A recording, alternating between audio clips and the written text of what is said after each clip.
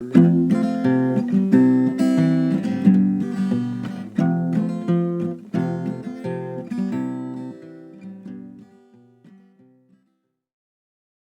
everyone, and welcome to After the Movie Podcast. This is a movie review podcast where the five of us, but today we're joined by a special guest, so we have six.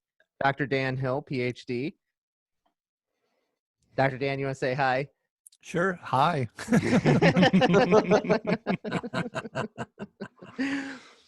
So our movie review today is going to be on Deliverance, a movie chosen by Dan. Dan has been featured on ABC's Good Morning America, as well as NBC's The Today Show on the front page of the New York Times. He's got over 20 years of experience, primarily working in facial recognition and analysis. And if any of that's wrong, go ahead, feel free to stop me. But I'll fix it later. He's the author of 8 books, and we feel very honored to have him with us. I'm looking forward to a lot of fun, so I'm happy to be here. Thank you. So I guess that we'd like to get started the way that we normally do, and that is a star rating, 1 out of 5, as well as, you know, a watch or don't watch. But as you recommended this movie, I'm assuming that it's a watch for you. That would be true. So what's your rating on the star scale? Well, it's not my favorite movie from the 70s. That's actually Network, so I will give it a 4. But I'm going to give it an absolutely watch because there's a rather infamous scene that is unforgivable and unforgivable and very memorable. All right, let's throw it over to Quinn. What do you think? All right, so yeah, I didn't care for this movie too much, so I'm going to give it a 2-star rating. But you definitely should watch it just because it's referenced constantly. And all kinds of different shows and TV and everything. So definitely a watch, but only 2 stars out of me. And Beggs? So I actually have never heard of this movie before we watched it. But then as we were going along, I started to realize, oh yeah, there is a lot of references in popular culture. So surprisingly, I actually gave this movie a 5 out of 5 and definitely watch the movie today.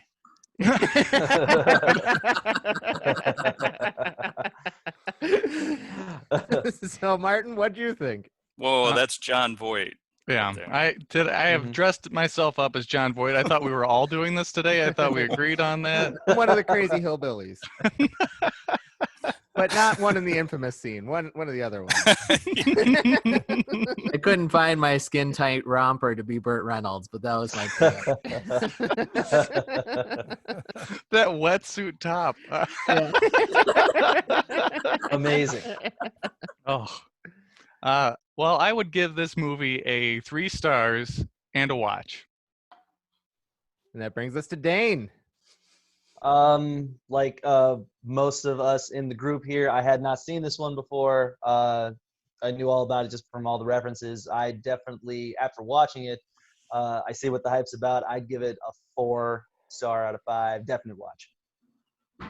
I think that I would only give it a 3 because I just thought it was okay. I thought it was entertaining the whole time I watched it, but I didn't find it to be particularly amazing.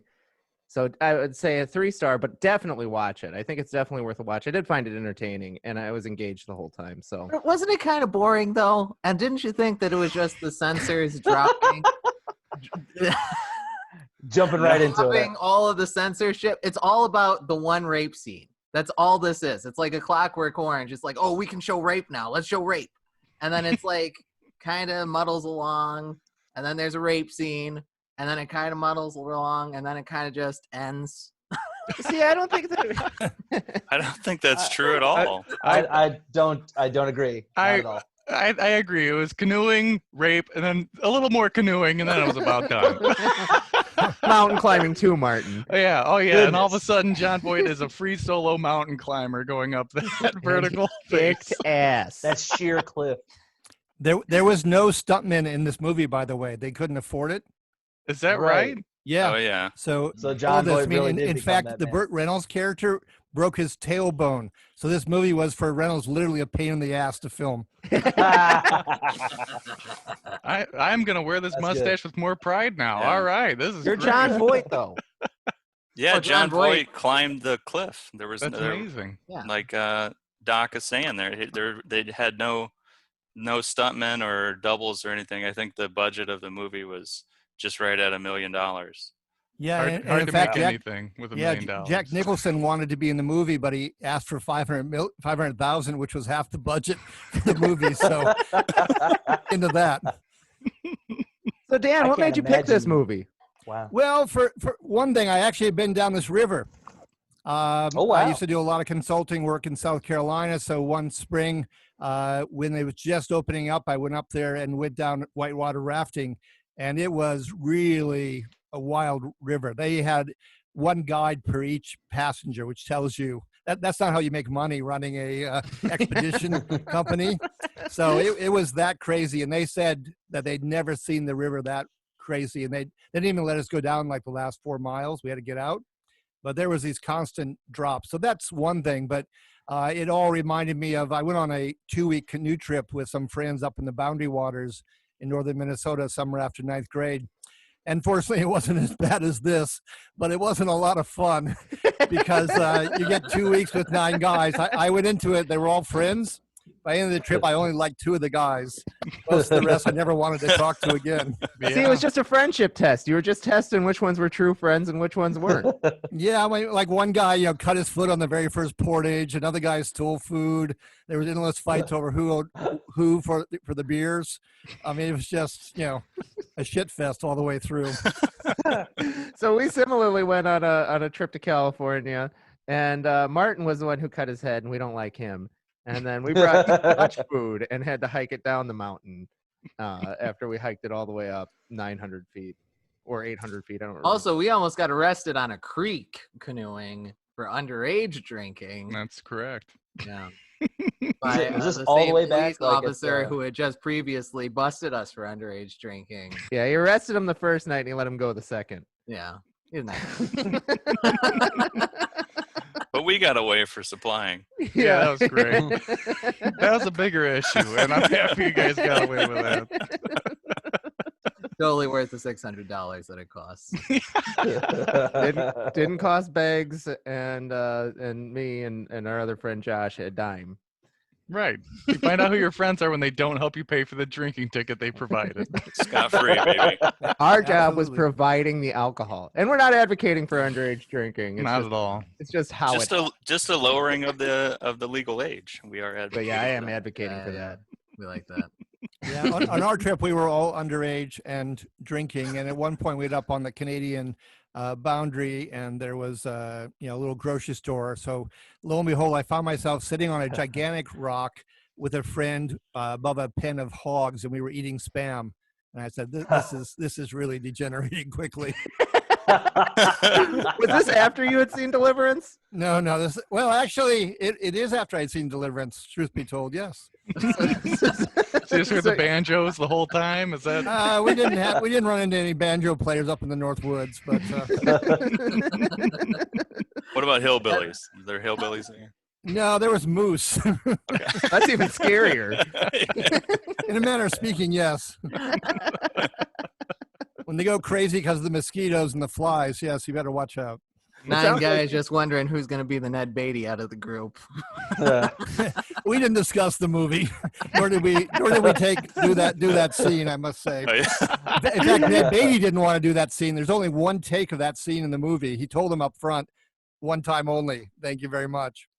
So I was actually kind of surprised by that because I felt like for a 70s male actor to do a male rape scene, I thought that was pretty crazy. I would figure it would be a hard get. Is Ned Beatty chubby How's- or the assaulter mountain man? He is the Chubby. Chubby. Okay. He's Well- the piggy. Well, there's a couple of his name was interesting Bobby. things there, actually.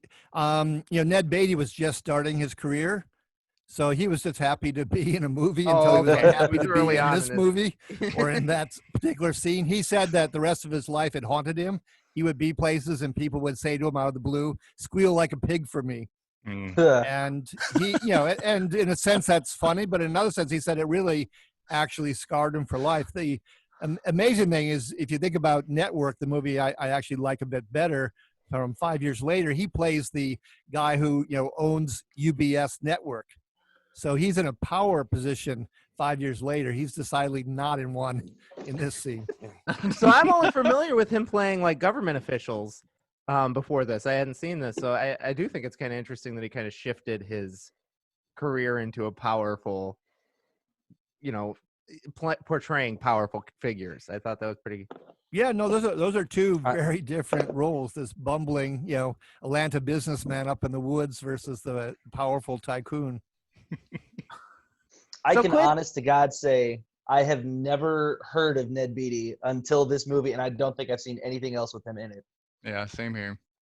So- Unfortunately, he seems like a good enough actor. What other ones besides Network would you say would be good to check him out, get his a sense of his chops? That's the only one I can think of, but I love Network. There's an old line from Fran Lebowitz who said, the more cynical I get, I still can't keep up with what's going on in the world.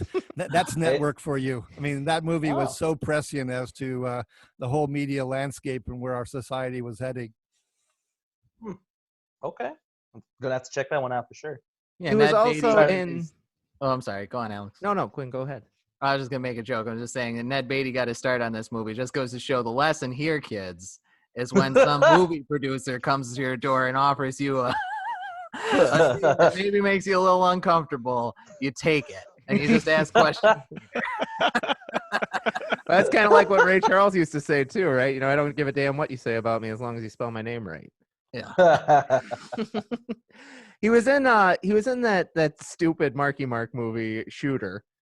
I never saw that one. I Yeah, didn't well, you're care not for missing it. much. That's my pick next week, but no. And then he was also in Charlie Wilson's War. Oh, yeah. Sure. Really? Yeah, Really?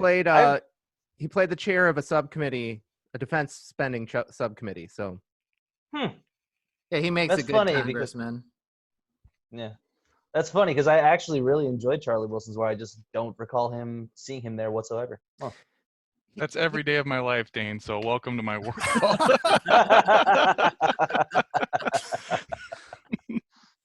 So guys, this- I was wondering, did he really kill the right man?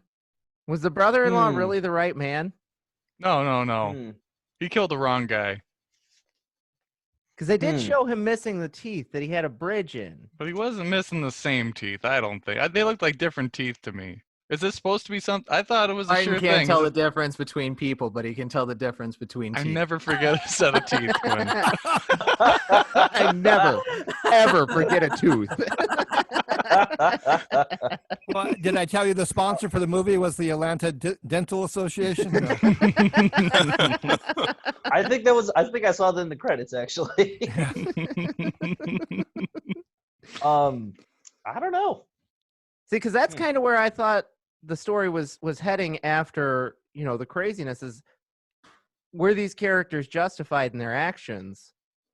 And was this in fact, defense, or were they getting hyper scared because they had a hyper scary thing happen? Well, yeah, I thought the first time that he murdered him would have been a justified murder, justified killing. Right, the arrow.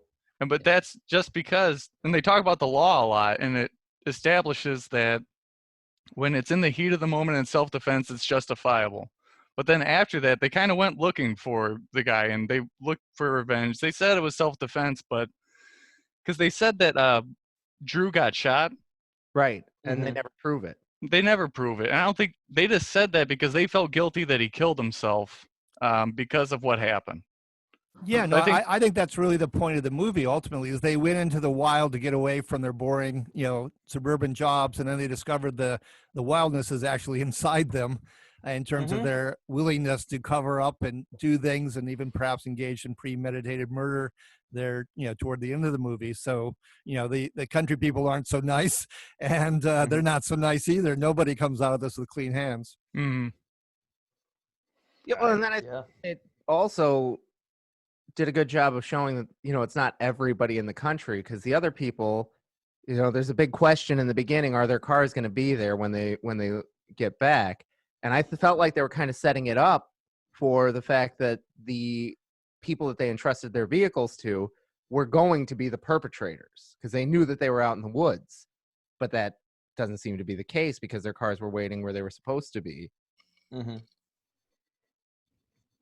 I think that's like a broader. I think that's like a broader comment on just the fact that you can't like judge a book by its cover. Mm-hmm. Yeah, well, I think so too. But I think that I think it's worth noting for the fact that it was. I found that entertaining. Yeah. I liked when those 3 mountain men didn't rape that guy. That was great.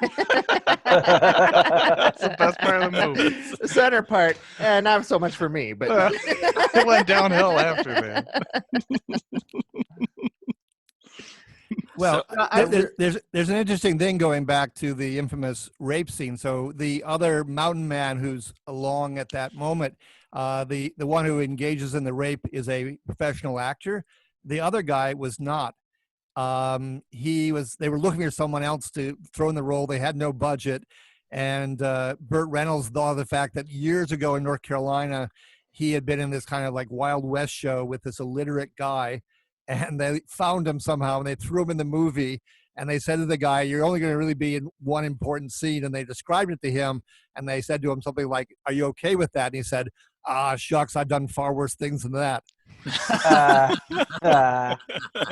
the Yes. So this was I think I didn't understand all the hype about Burt Reynolds, and this is actually the first and only movie I've seen Burt Reynolds in. And I have to admit that his character as Lewis, if I was camping or going on a canoe trip with him, I would absolutely despise this man because he annoyed the piss out of me the entire movie. So we're not dealing with your next guy crush. Well, there wouldn't be one in here except for one of the hillbillies, probably. But Well, as long as you stay away from the banjo playing boy, then I guess we're yeah. And that was a fantastic scene in the movie, the dueling banjo. Yeah, that was just at the beginning. But I think they found Classic. that kid at a grocery store. Like they just like did an open call, like looking for hillbilly faces, and they had just showed up, and I think they got him. Yeah, But he's that's true. He's a true what they used to call a savant, right? He really was an adept banjo player. I don't know. I actually I've seen a recent interview of the guy. He's like 50 now, or at least he was 50 some odd years old in the interview I saw him. He actually did not know how to play banjo at all. Oh, okay. And yeah, he was that was all just make believe. Him playing the Martin is so banjo in a distraught movie. by that fact. no, John, that can't be right. I watched his fingers. No, I was really impressed with that camera work too. Now that I find out that that's fake, because I really thought that was him playing, and I thought that I heard that trivia, but I wasn't sure. I don't like that. He's just a kid at a grocery store. What's special about that? Nothing. The specialness, I guess, was that he looked like he was probably inbred. Like I think that was the only reason they got him. Well, I don't believe the trivia from that scene, but apparently the banjo player had his hands around the kid and was playing it while the camera was just on the. So are we Hollywood going to movie come down magic. and That's admit that this amazing. kid was really That just is a Muppet. Yeah. Well, the movie is inbred in a different way. You know, the sheriff is actually the writer of the novel, James Dickey. Mm-hmm. Oh, okay. And he hated how they were changing his book for the script. So at one point, off camera, of course, he actually punched the director in the face. Oh man! So it really raises the question, who's the law here? I thought another Don't good ever scene come was Burt back. Reynolds like waking up and giving him the old wink, the old charmer. Yeah. Oh. Yeah. Yeah. How Beggs? How didn't you fall for him at that moment with that I wink? can't. If the wetsuit didn't get you, why did the wink not? I know. Fall in love with him if you watch Smokey and the Bandit. The only thing that was pretty attractive about Burt Reynolds was his arms and chest hair, and that's. Yeah. How did his face get so fat when he was super ripped? Didn't he look chunky in the face? They hit it's him all with the vest. It's just eggs. That's all it is. So- Now we're House's- back on eggs. His entire diet, huh? We're definitely are building a amazing. formula here. Handsome men and eggs. Dr. Dan, what's your opinion of eggs? Well, I haven't facially coated a lot of them, but I like to eat them. Could you author your next I- book on the facial coating of the chickens that lay the eggs that we eat? Oh yeah. I've been asked to go as far as looking at dogs and cats. I think I'll leave it there. Well, you heard it here. Man. Here. Never mind. There it is. So, Mark, Well, you said you had some pretty big thoughts on this movie. What were they? Well, I got some of my jokes out of the way. One thing was this really tarnished the reputation of mountain men, and me and Beggs, as hillbillies ourselves, really don't take kindly to that kind of portrayal. Because as No. hillbillies, we are mountain men and also 132nd Cherokee. Everybody knows that. Or 164th. Yeah, right. It keeps going down every decade, but it's there. Just look back. Don't take an ancestry test. They're Don't full ever. on. No, those are lies. That was most of my stuff. I was going to work Dolly Parton in there. I didn't have a really good joke for that. She's kind of a tough sell on this one. By the way, speaking of tough sells, I'm regretting my in memoriam of Jerry Stiller for this dark topic. I tried to put it on last week, and I thought, oh, I'll figure it out this week. Now it seems somewhat less appropriate. I also can't quite picture him on the river. Yeah. No. Yeah. No, imagine a young Jerry Stiller in this movie. Oh wow, that'd be. Ooh, He's a city boy through and through. I mean, yeah, he is. So, Beggs, what were some of your thoughts on it? Well, other than the Burt Reynolds thing, I was really, at first I had initially gave a 4 rating, and then I was thinking about it. I was like, this movie is like almost 50 years old, and I'm debating on if this is a 4 or a 5. And I started reading about, the cast actually doing all their own stunts, and then Jon Voight doing the most anxiety producing scene ever, climbing the cliff. I just kept wanting him to back away from it and get off the fucking cliff. But it's the only qualms I think I had was Not enough canoeing. There's a lot of canoeing. When Lewis or It was Burt all Reynolds' clear. character broke his femur, there's no way in hell that guy would have lived through that. He spent an entire night. He would have lost way too much blood, and that man definitely would have died in this No, movie. he plays the game, Beggs. Lewis plays the game. No, He can it's survive. impossible. He played the game, and then he took the reins, gave it to what was Jon Voight's character's name? Ed. Ed? Yeah. He gave the reins over to Ed, and it was Ed. Well, actually, in this movie, in the filming, Ned Beatty in one scene was submerged underwater for I think more than 30 seconds. So they could have lost Jon Voight climbing the cliff, and they could have lost Beatty underwater. It was a pretty arduous movie to make. Did Jon Yeah. Voight have any safety tethers that were hidden in the production? I couldn't see any, but I went looking for photographs. I could not see any offhand, that were kind of behind the scenes that let you know whether there was a safety net for the guy. I think they just kind of told him to climb the cliff, and he was desperate enough to do it, I guess. Wow. Been a Which- long time since Midnight Cowboy. He was looking for another hit. Oh, yeah, Midnight Cowboy. which I just Yeah, all Midnight those- Cowboy is the same movie as this. It's the same beef I got with it. It doesn't nothing Canoeing really and rape? What? What's your beef? It's just about, so it does have a male on male sex scene, but it's Which just is, like wait, it's not a. Go ahead. it's just releasing. It's just the lightning of the censorship. It's this one, A Clockwork Orange, Midnight Cowboy. Yeah, I've always confused Dustin Hoffman and Burt Reynolds. Especially as Ratso.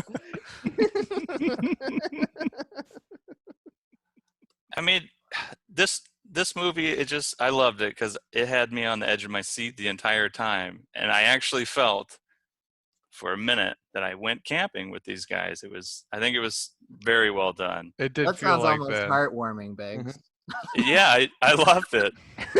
I don't know whether to Gonna be go watch it mortified again, or actually. happy about that. Dane, what'd you think of the movie? Yes. I thought it was fantastic. I thought it was great. I watched it with the old lady, and she thought it was really good too. She definitely could have done without the rape scene, but I mean, Everybody could have. Well, I think- mean, that was Talk the to point. Ned It's Beatty. integral to the story. Well, a lot of people, I'm pretty sure, could have gone without that, but it was absolutely integral to the story. Yeah, I thought it was a really good one. You delete Very the solid rape choice. scene, you don't have a story. Yeah. That would be, again, the point of my criticism of this movie. Without this rape scene, it's nothing. You could say the same thing for you could make the argument that could also be said about in Pulp Fiction and Bruce Willis's story. Without Well, rape, you well, got yeah, two but pe- I'm yeah. sorry. Well, I was going to say, you got two people who die, so it's not just the rape scene. I do think it's a little bit ponderous, but to me, the whole thing where you've got back in that era, the so-called New South that was rising economically, and they go out into the backwoods. And, to me, there's a lot of extra meaning going on. I mean, the South is very religious. I mean, the movie title Deliverance is never once referenced in the script in any fashion whatsoever. Yeah. In the end, what they did really wonder need to be delivered from is themselves and human nature, and good luck getting away from human nature. I Yeah. guess I take that point. I did wonder exactly like what the significance of the title was, because I couldn't really piece anything together with that. But that's a good thought. That's an interesting thought. Well, I used to spend a lot of time on a business assignment in Greenville, South Carolina, and it was the strangest place. There was so many Baptist churches right next to, it seemed, so many strip joints. I mean, it was just the weirdest dichotomy going on. And to me, that's kind of what the movie's about. And, again, it's not my favorite movie. I think it's a bit ponderous, but there's a lot of tension. And I think there is some significance to the picture it's painting, particularly back in that era. But, it's on a lot of people's top 100 list of all times. I'm not sure if it's on mine, but, it's an interesting movie. I'll put it that way, at least. I can admit that it's an interesting one. And if I put it in context historically, I think that, it would be shocking to me and maybe be fantastic. Like, if I watched this back in the 70s, I might think, whoa, like, this is crazy. But now I don't know if it's aged as well. Could be. I remember from that era, I was up with my grandmother one night. We were watching like the midnight, talk show host, Tom Snyder. And that was just, as you said, kind of when all the holds were coming off in terms of what you could show and discuss. So I'm sitting there with my grandmother, and he says, well, tonight's topic will be masturbation. And my grandmother and I didn't say a word to each other. She just leaned forward, turned off the TV, and I said, good night, Grandma.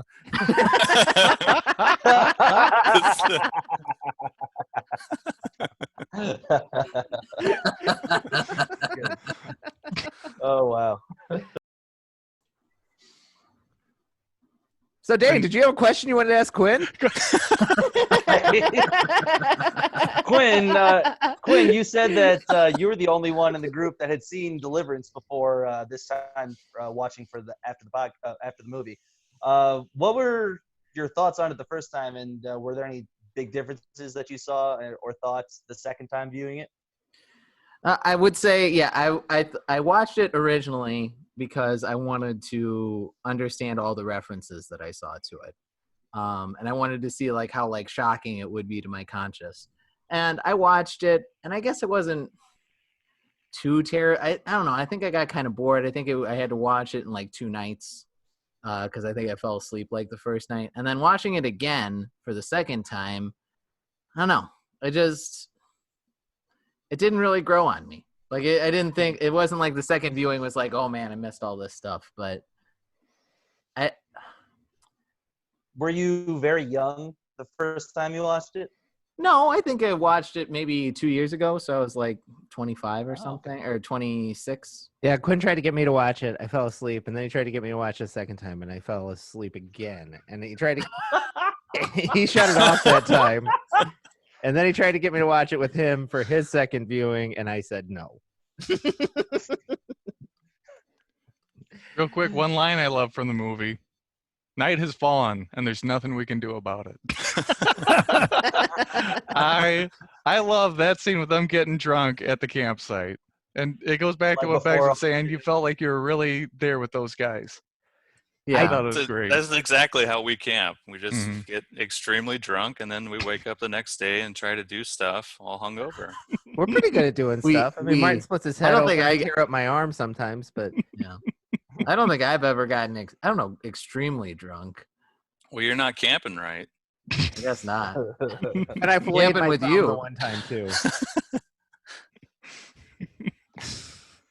I thought that, and I hate it whenever it's common in a lot of movies, but I hated it that they're loading up the bows, and Burt Reynolds turns to Jon Voight and he says, "Oh, your glass is getting a little frayed here." Okay, I know that the bow is going to break before the movie's out, right? I mean, Yeah.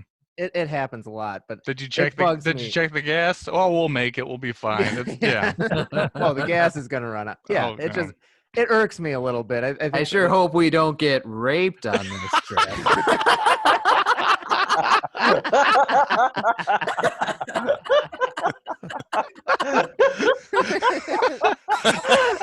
St. Louis, how many camping trips we've been on and how many times we've been raped? None so far. That's right.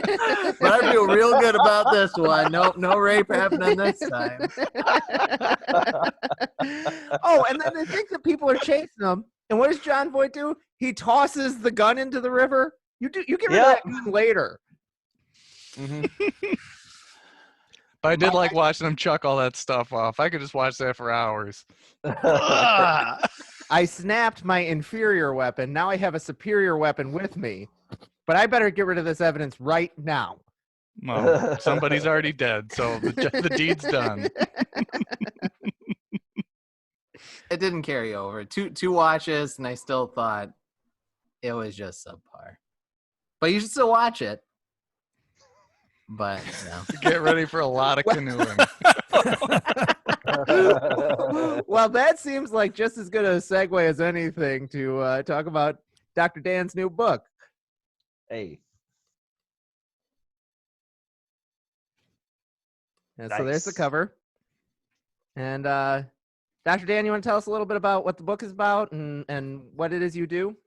Sure. I probably watch movies a little bit differently than other people. There's all the action and the dialogue, but I'm also interested in the facial expressions and what it reveals about the characters. So in this case, you have in Deliverance, the Jon Voight and Burt Reynolds characters tend to show more anger. They're a little more in control. They're the ones who are actually somewhat knowledgeable about being out in the backwoods, particularly Burt Reynolds. The other two characters, the newbies, the novices, are much more given to surprise until we get to the rape scene, at which point the Ned Beatty character, who was, in all honesty, traumatized for the rest of his life by filming that scene, shows a lot of grimacing sadness where you get a wince in the cheek. So the acting is, I think, very authentic, probably because it's truly how he felt making that, filming that particular scene.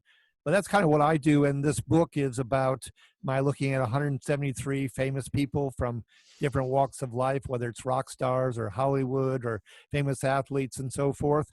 And everyone has, signature expressions, patterns, things they fall back into. The writer George Orwell once said, by the age of 50, a man has the face he deserves. So I am looking for those moments where you really get a sense of who someone is, over and beyond what the persona is. And that's what I do for a living, and that's what the book is about. It's kind of offering up the secret sauce of how you can read people. Can't necessarily keep you from being lied to, but it can at least improve your odds of winning a poker game. Hey. So on that note, who are some of your favorite actors? I mean, if you're watching a movie from the facial perspective, then you must be seeing genuine emotion, really well portrayed. So who tops your list? I think the person who tops the list is Sean Penn, because he mostly plays crazy characters and he's basically crazy himself. He emotes so much. I mean, every second practically, something's going on in the face. I mean, that guy couldn't play a poker face, character to save his life. That's just not who he is. The other thing you look for is just, how good the acting is and how much it fits the script. And generally, rule of thumb is that the prettier and more handsome the actor or actress, the worse they are in actually managing. That's not why they're there. If you really want to see bad acting, just look at any pharmaceutical TV spot. That's truly bad acting. But yeah, the pretty faces are not the best acting faces. So then what do you think of, do you Wow. notice a difference between like method actors and non-method actors? So let's say Daniel Day-Lewis, for example, who I find to be amongst, with a litany of other people, find him to be quite a talented actor. Do you find you notice a difference with somebody who's method versus traditional, or? I think if they are caught up in the principle of really taking the character seriously and trying to live that character and be inside that character, some people have to work at it. Some people just do it. But that's a lot better than the people who it seemingly never read the script and just show up. I mean, if I get some movie that's got 5 or 6 famous stars and it's later in their career, I generally go, oh my God, watch out. They're going to have a good time together on the set, but we're going to have a bad time watching it. Beggs, I don't know if you're game enough to ask this. Do you have a question about Robert Downey Jr.? Oh, well, Or Val Kilmer? Yeah, so what came up previously was that some actors kind of only have one role and one face. Is Robert Downey Jr. truly an asshole from facial coding standpoint? He's not in my book, but my short answer is yes, I believe. and you've actually hit on something that's pretty important. I mean, what kind of flexibility do they have? I mean, someone once said of Katharine Hepburn that she shows the entire gamut of emotions from A to B. And she's never been my favorite actress. I know she's one of the great, celebrated actresses, but generally speaking, I do not enjoy watching Katharine Hepburn all that much. Yeah. I mean, I like the African Queen, but I take your point. Yeah. so in your face, Robert Downey Jr. again. So then I think that we have to ask the follow-up right away. What do you think of Val Kilmer? He's not my favorite. From a facial coding point of view, I'm bored. Yeah. Oh. So, I mean, I don't know how many actors we can just ask off the cuff, but one of my favorite performances is Ralph Fiennes in Schindler's List. And it's a very complicated role with a huge array of different emotions, and the character is very complex. And what did you think about him, perhaps? Well, he tends to be in the pain category. There's a lot of sadness in the characters he plays, but he has an expression that you can't really will easily, and he does it effortlessly, seemingly. It's when the inner eyebrows push together and go up, and that is a really reliable sign of sadness, combined with some fear. And that's a powerful combination. And when you're playing a character where you're trying to really feel the pathos and the empathy and the plight of the situation they're in, he does that really well. So even though that's definitely, to my mind, a signature expression, I like it every time I see it, just because I feel the power of the role he's playing. Yeah. So, well, I do have a actor in specific to ask about. I don't know if you've probably studied him, but I don't know if you've studied it in the way that I'm thinking. So Johnny Depp, prior to selling his soul to Disney and afterwards, have you seen any changes in his facial coding? Well, my wife really likes Johnny Depp even after he's sold his soul, but I don't. So I've been forced to sit through a few movies I'd rather have not seen. Transcendence. I think the only thing I really noticed was less emoting. Your emotions turn on, your muscle movements happen in part when you care, you're engaged in the role. And Right.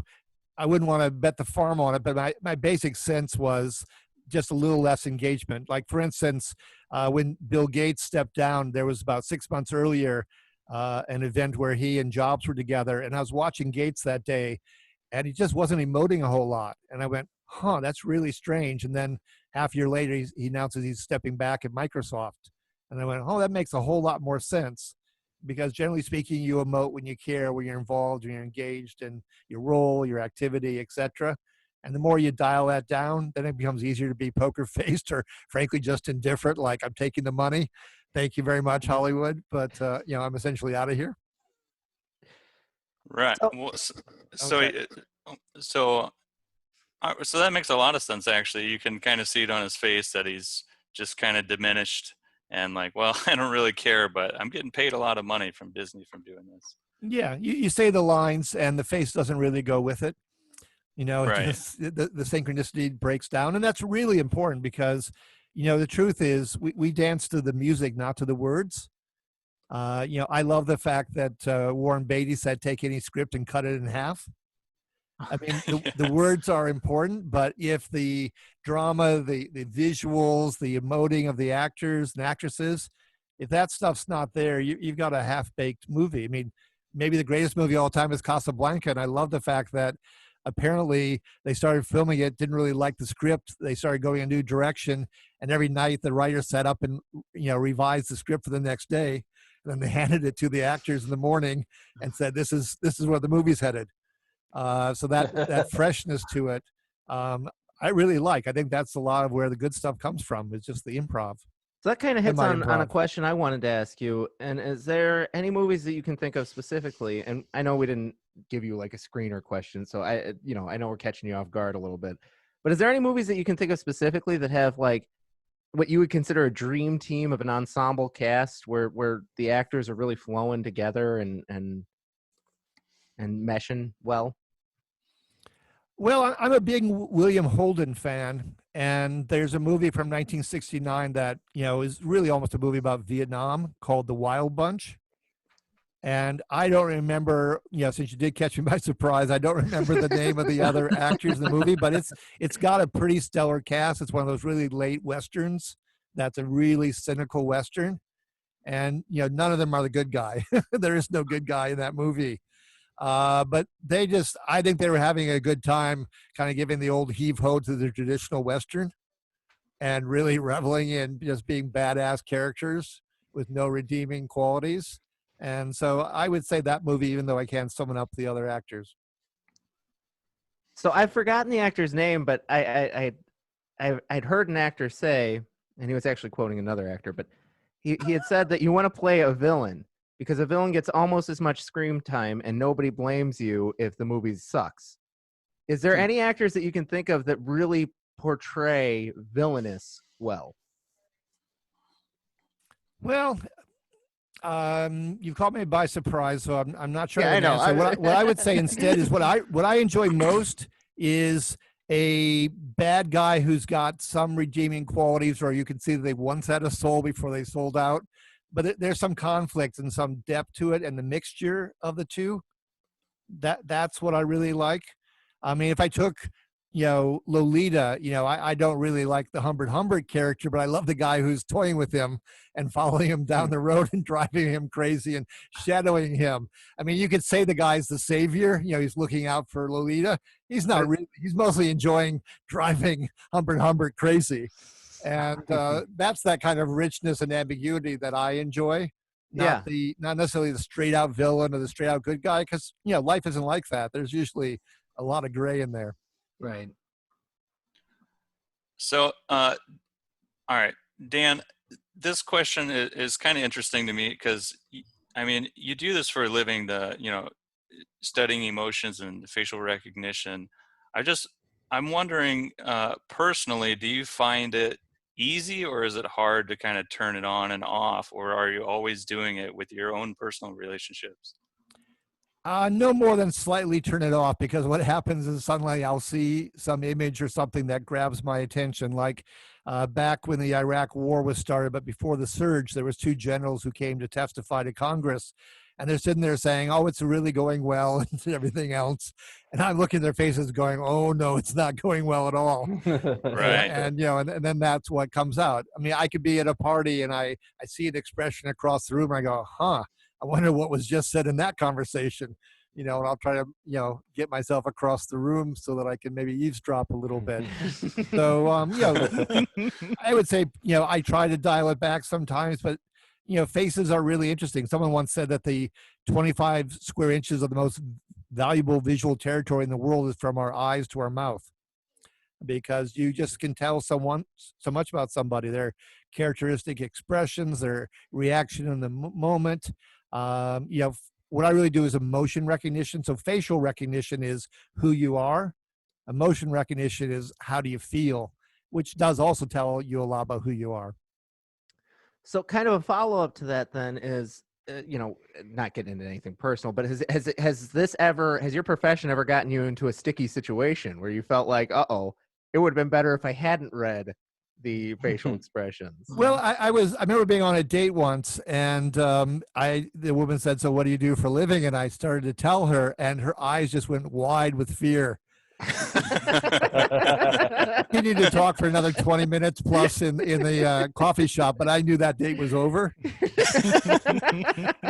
the interesting thing to me was I sat there going, so what is it that you're so afraid that I figure out about you? I can read your emotions all the time. Do you have $85,000 in credit card debt because you're a shopaholic? I mean, what is it that's going on here? I didn't bother to ask her. I'm sure she wouldn't have told me the truth, but I came away, pretty curious. I must confess. Well, you didn't have to find out the hard way either, so that's great. That is great, actually. and even before that reaction, in all truth, I wasn't so interested in her, so I was okay when it turned out that way. It's the face up the sleeve. Whip that out if you ever got to get out of a date. Perfect. That's right. If you don't mind, could you maybe do a brief demonstration? For instance, what are you feeling from Dane right now? From Dane. Well, now he's nervous, so I've got the small smile. Yeah. So I think of smiles as actually on 4 different levels. So the really booming smile is a joy smile, where the muscle around the eye tightens, so you get the twinkle in the eye.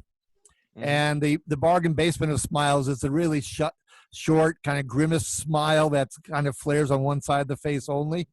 So when you first said it was going to be Dane, it was going to be asked, he kind of started out in the bargain basement, and then he came up a little bit from that, and then he knew we were all scrutinizing him. So then what actually showed on his face was a chin thrust, where the chin rises, and that's a sign of anger and disgust and sadness. Those are typical emotions for Banks and Dane. I love this. That's crazy. Yeah, you could break down 2 seconds of what's going on into 5 minutes of description. That's amazing. Much. It's a lot of fun. One time I was at a conference. I got done with my little speech, and the host said, "So, ask me a question." So I said, "Sure. What does your mother-in-law think of you?" And both fear and disgust. And I proceeded to tell the audience that, and they howled with laughter.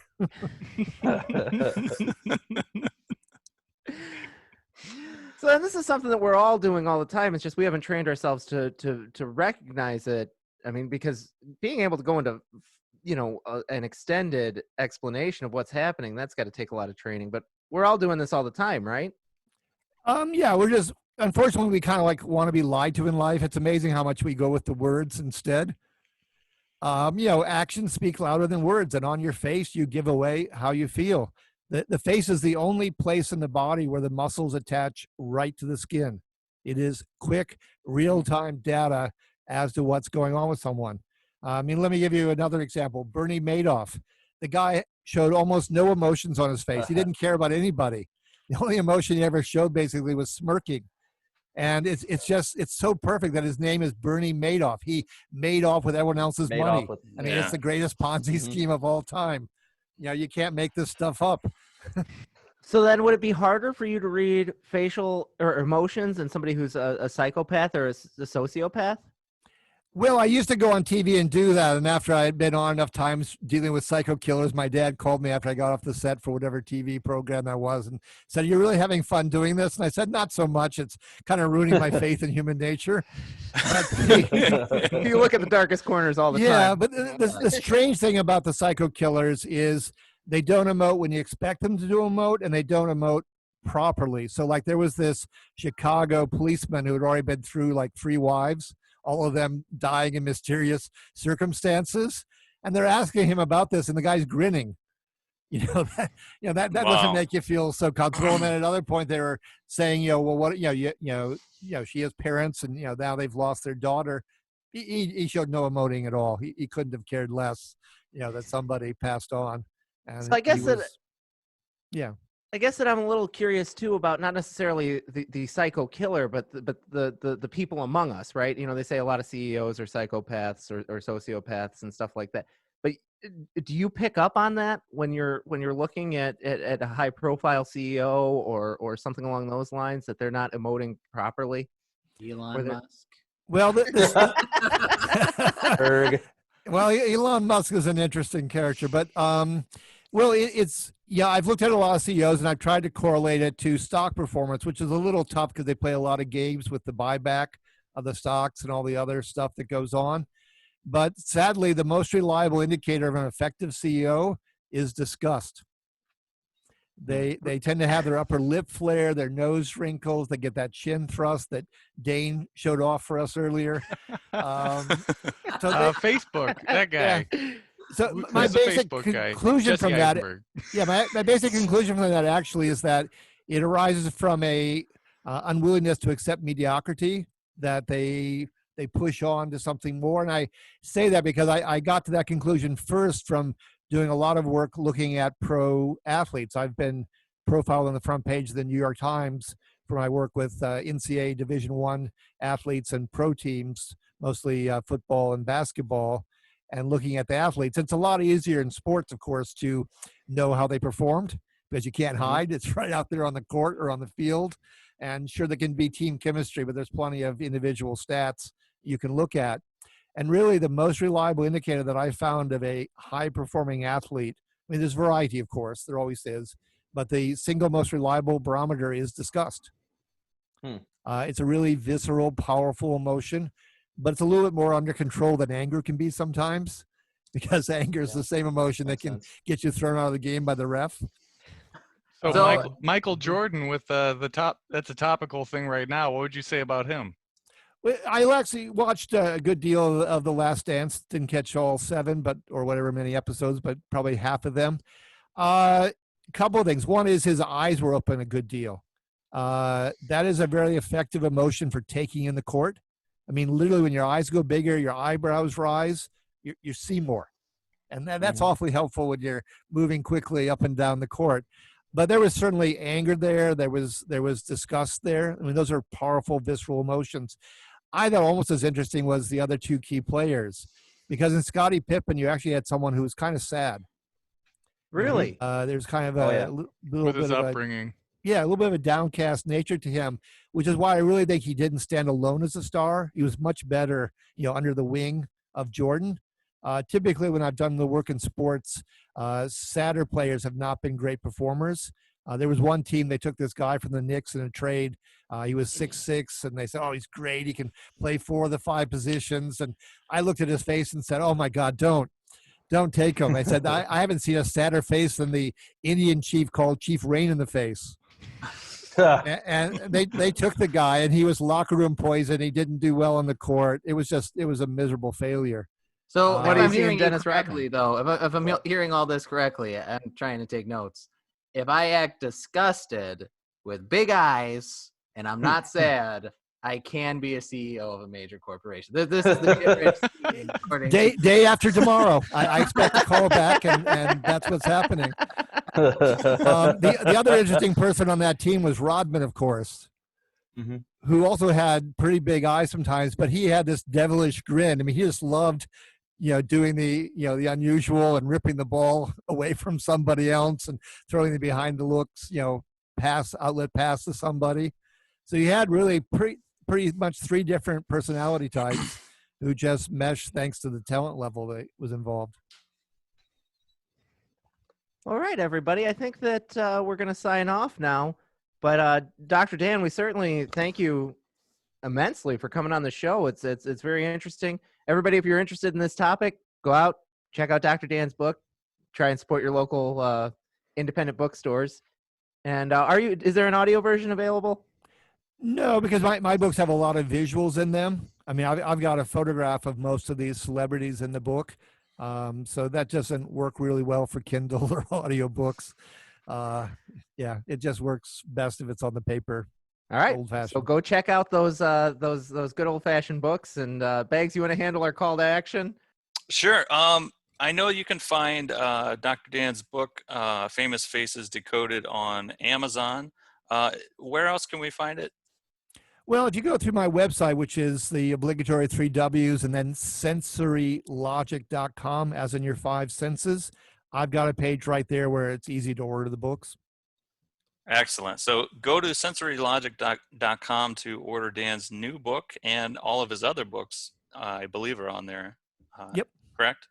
Also, you have a blog. I forgot the address for that. That one is emotionswizard.com, emotions plural wizard.com. It's called Faces of the Week, and I try to rip something off from the headlines, whether it's politics or sports or God knows what. Probably going to be doing one very shortly on what we can actually see when we're wearing a mask during the virus, which isn't a whole lot. We have 23 different expressions, and only 5 of them are noticeable above the mask, or if we're wearing one. So definitely check out Dan's blog. I've been seeing it a little bit on Twitter and LinkedIn, and it is very up to date and current, and gives you a chuckle every now and then. For us, we like to do a segment called Call to Action, which is actually an outline of the podcast, but we like to say it explicitly so that way it doesn't make any sense. If you like this show, please subscribe, follow, like, comment, and above all else, care on any and all of our social media outlets. You can find us at After the Movie Podcast on YouTube and anywhere that you listen to your subscribed podcast. Additionally, if you would like to interact with us even more, you can find us on our Twitter handle at After the Movie PC, which is where we actually found Dr. Dan. You can be our next guest on our show, but you're probably not as smart as him. Whistle for a cab when the king the lights place of freshness had passed in the mirror. If anything that I could say, this cab was rare. Said, nah, man, forget it, home to Bel Air.